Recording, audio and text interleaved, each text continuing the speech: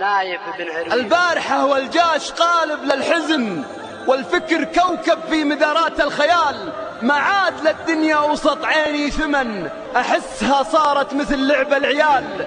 لاني عرفت إن آخر أيامي كفن يطويه جسمي عقب ما شد الرحال. مارس جنوني يا مطبقت السنن، إن كان أنا ما قلت حق ولا عدال. أبناء قاسم ضيقوا صدر المدن، وشلون عاد الضيق في صدر الرجال. الخمة اللي ما تجيب الا الفتن، واللي تلذذ بالحرام عن الحلال. حطوا لهم في داخل الدولة وزن، تجمعوا حوله على ذل وخمال. لا يا وطننا ما لهم وسطك سكن، هم لعبة الشطرنج واشباه الرجال. ذي جبهة ما هي بتمسح بس من لا والله الا وانت تكرم بالنعال.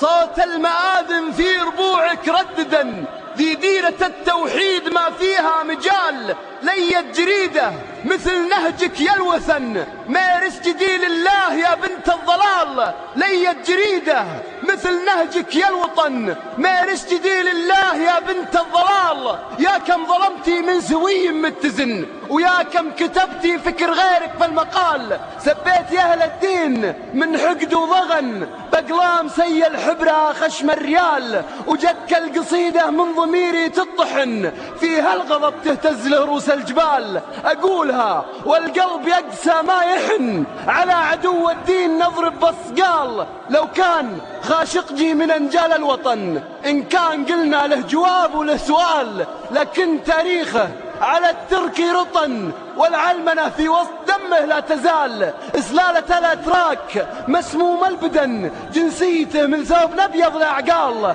لا يا الوثن والله ما أحسب لك وزن ولا جمال، ولا الذي يملي جمال. ذي دعوة بقولها سر وعلن للشعب من حد الجنوب إلى الشمال. تكفون يا أهل الدين والذمة رهن، ما يرتكي للحمل يكود الجمال. جريدة للسم فالشعب تحقن، قوموا نقاطعها على وجه الكمال. ونقيمة ريالين تدفع في الوطن، عيب على الرجال ما بين الرجال. بس أنا بقول شيء، أنتم كصاحبة الوطن لكم توجه أقول له سيء جدا، ونوايا لا أعرف لماذا تنفرد بها صاحبة الوطن.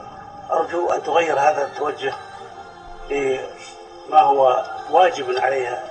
أما أن تستكتب أو تجيب أخبار لا أساس لها من الصحة، أو تستكتب أناس أصحاب أهواء ضد العقيدة وضد الوطن، هذا أمر لا يليق بأي صحيفة ولا بأي مواطن يعمل، حتى كاتب الآلة والمحرر. منتديات الصائب www.saa